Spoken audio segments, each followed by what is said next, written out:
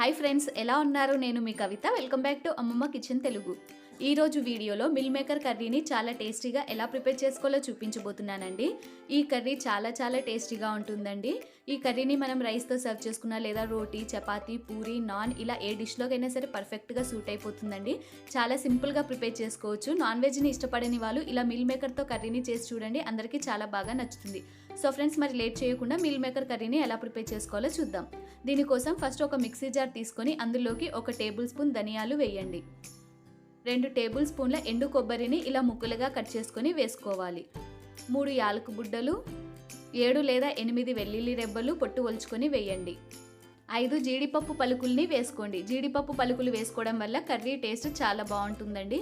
అలాగే 1 table spoon వరకు నువ్వులను కూడా వేయండి. అలాగే కొంచెం బిర్యానీ ఆకుని వేసుకోవాలండి.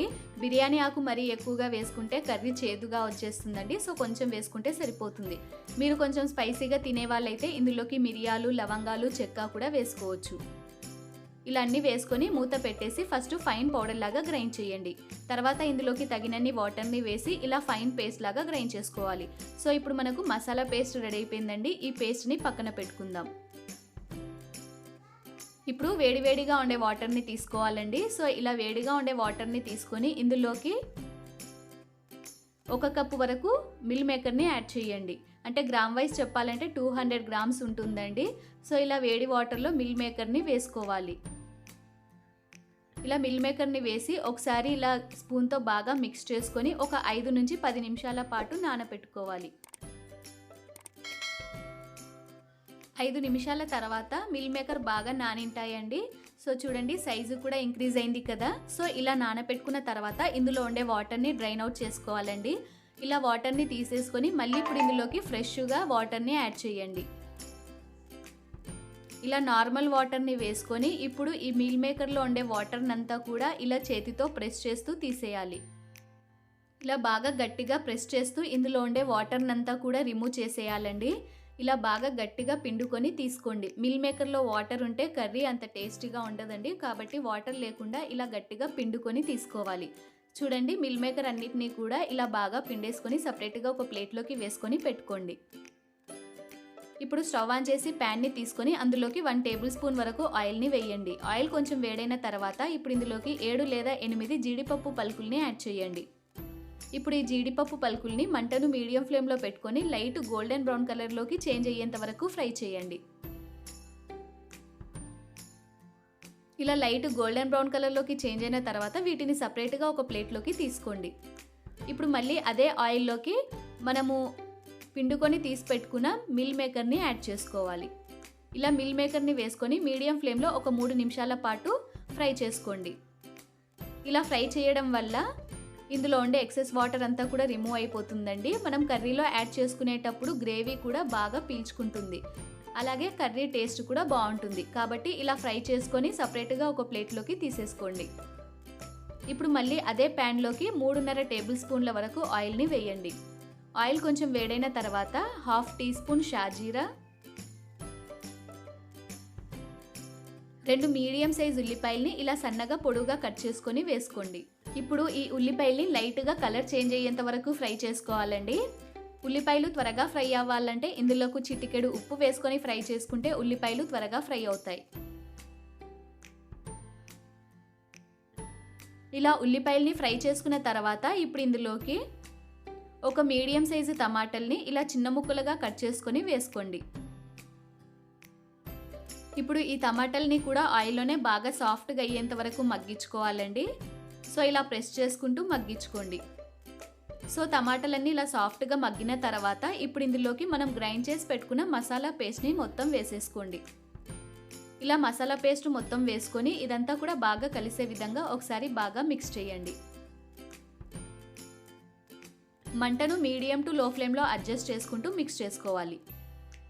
అలాగే ఇప్పుడు ఇందులోకి 1/2 టీ స్పూన్ పసుపు, టేస్ట్కి సరిపడా ఉప్పు, అలాగే 2 లేదా 2.5 టీ స్పూన్ల వరకు కారం పొడిని యాడ్ చేయండి. ఇలా పసుపు, ఉప్పు, కారం వేసుకొని మంటను మీడియం టు లో ఫ్లేమ్లో అడ్జస్ట్ చేసుకుంటూ ఇదంతా కూడా బాగా కలిసే విధంగా ఒకసారి బాగా మిక్స్ చేయండి. ఇలా బాగా మిక్స్ చేసిన తర్వాత మళ్ళీ ఇప్పుడు ఇందులోకి ఒక 2 టేబుల్ స్పూన్ల వరకు ఫ్రెష్గా ఉండే పెరుగుని యాడ్ చేయండి. పెరుగుని కూడా వేసుకొని ఇంకొకసారి అంతా బాగా కలిసే విధంగా మిక్స్ చేయండి. ఇలా బాగా మిక్స్ చేసుకున్న తర్వాత ఇప్పుడు మూత పెట్టేసి మీడియం ఫ్లేమ్లో ఒక 3 నిమిషాల పాటు ఉడికించుకోవాలి. 3 నిమిషాల తర్వాత చూడండి ఈ మసాలా అంతా కూడా ఉడికి ఇలా ఆయిల్ అనేది పైకి రిలీజ్ అవ్వాలండి. సో ఇలా ఆయిల్ పైకి రిలీజ్ అవుతే ఈ మసాలా పర్ఫెక్ట్గా కుక్ అయిపోయినట్లండి. సో ఇలా బాగా కుక్ చేసుకున్న తర్వాత ఇప్పుడు ఇందులోకి ఒక మీడియం గ్లాస్తో వాటర్ని యాడ్ చేయండి. ఇలా వాటర్ని వేసి ఇంకొకసారి బాగా మిక్స్ చేయండి. ఇలా మిక్స్ చేసుకొని ఇప్పుడు ఇందులోకి మనం ఫ్రై చేసి పెట్టుకున్న మిల్ మేకర్ని యాడ్ చేసుకోవాలి. ఇలా మిల్ మేకర్ని వేసి ఒకసారి బాగా మిక్స్ చేయండి. నాకు ఇక్కడ వాటర్ క్వాంటిటీ కొంచెం తక్కువగా అనిపిస్తుందండి, అందుకనే నేను ఇంకా హాఫ్ గ్లాస్ వరకు వాటర్ని యాడ్ చేస్తున్నాను. అంటే ఇక్కడ టోటల్గా నేను 1.5 గ్లాస్ వరకు వాటర్ని వేసుకున్నానండి.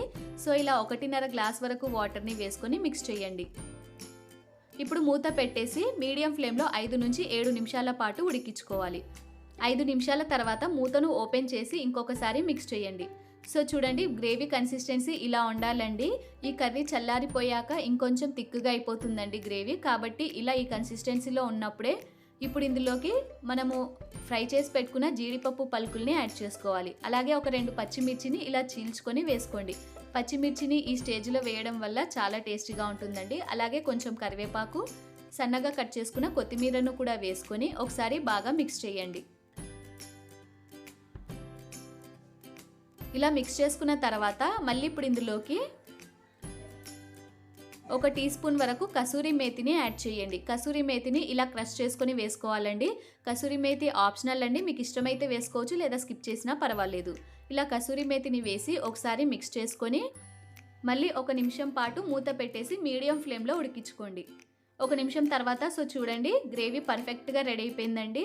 సో ఇలా ఆయిల్ పైకి రిలీజ్ అవుతే మనకు పర్ఫెక్ట్గా కర్రీ రెడీ అయిపోయినట్లండి. సో గ్రేవీ కూడా సరిపోయిందండి.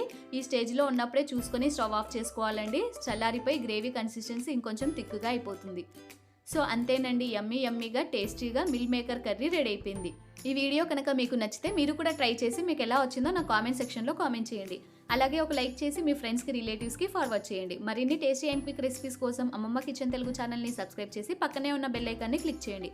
Thank you for watching this video. ఇంకొక వీడియోతో మీ ముందుంటాను. Bye friends.